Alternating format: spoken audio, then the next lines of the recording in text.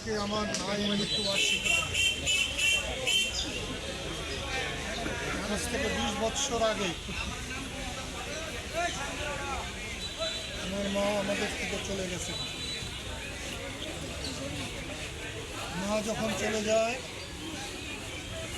আমি চোখে অন্ধকার দেখতাম, সারা দুনিয়া আমার কাছে ফাঁকা মনে হয়েছে। এই 20 বছর কি করে বেঁচে আছি তাও ঠিক আমি জানি না। আমি এখানেই জন্মেছিলাম। এইখানে যে গাছটা আছে জাম গাছ, আরেকটা বড় জাম গাছ ছিল, তার পাশে আমার নারী পোতা হয়েছিল যাতে আমি ভালো হই। আমি ভালো হয়েছিলাম কিনা জানি না, কিন্তু মুক্তিযুদ্ধ আমাকে মানুষ করে দিয়েছে। মুক্তিযুদ্ধে আমি রুখে দাঁড়াতে পারবো এটাও আমার ধারণা ছিল না। তখন আমাদের নেতা ছিলেন বড় ভাই লতিফ সিদ্দিকী। আমরা তার নেতৃত্বেই চলেছি। আল্লাহ আমাদেরকে জয় দিয়েছিলেন, বাংলাদেশ স্বাধীন হয়েছিল। আজকে এত দালান কোঠা, ঘর বাড়ি, রাস্তাঘাট, বাংলাদেশ স্বাধীন না হলে কিছুই হতো না। কিন্তু বড় দুর্ভাগ্যের বিষয়, আজ অনেকেই সেই স্বাধীনতাকে মনেই করতে চায় না।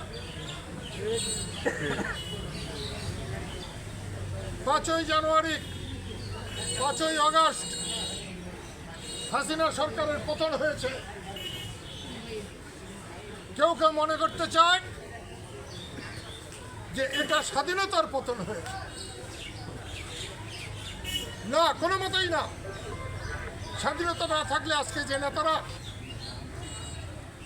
একটা বিপ্লব ঘটিয়েছে, আমি তাদের বিপ্লবের জন্য তাদেরকে সাধুবাদ জানাই।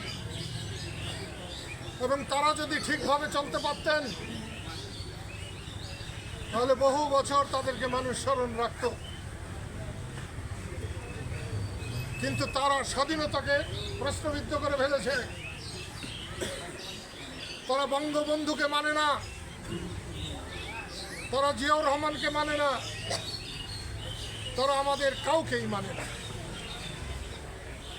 এটা ভালো কথা নয়।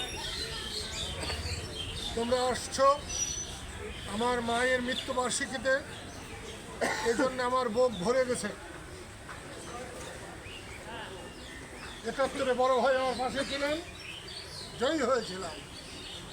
75-এ পাশে ছিলেন, জয়ী হয়েছিলাম। আজকে আবার আমার বড় ভাই পাশে আছে।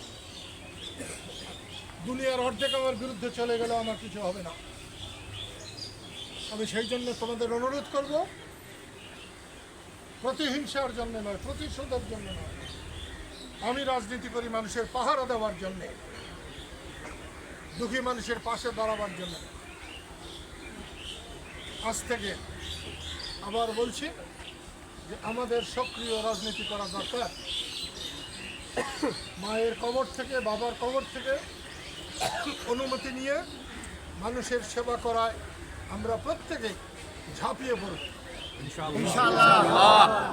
আমি রাজনীতির সময় রাজনীতি করি, ধর্মের সময় ধর্ম করি, নামাজের সময় আমি নামাজ পড়ি। আমি একটাকে আরেকটার সঙ্গে কখনো জড়াই না। সেই জন্য আজকে আমি রাজনীতি কোনো কিছু বলতে চাই না। তারপরেও বলবো, গত 26শে মার্চ জাতীয় স্মৃতিসৌধে জয় বাংলা স্লোগান দেওয়ার জন্যে কয়েকজনকে গ্রেপ্তার করা হয়েছে। আমি এর নিন্দা জানাই। স্বাধীন বাংলাদেশে জয় বাংলা ছিল মুক্তিযুদ্ধের স্লোগান। এটা কারো দলের নয়, কারো ব্যক্তির নয়, কোনো গোষ্ঠীর নয়। এটা মুক্তিযুদ্ধের স্লোগান, স্বাধীনতার স্লোগান।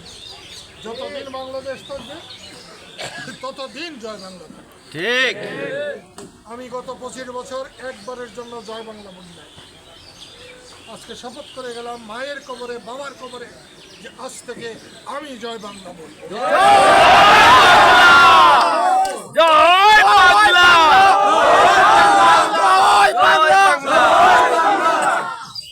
স্বাধীনতাকামী মানুষের, বাংলাদেশের মানুষের হবে জয় বাংলা।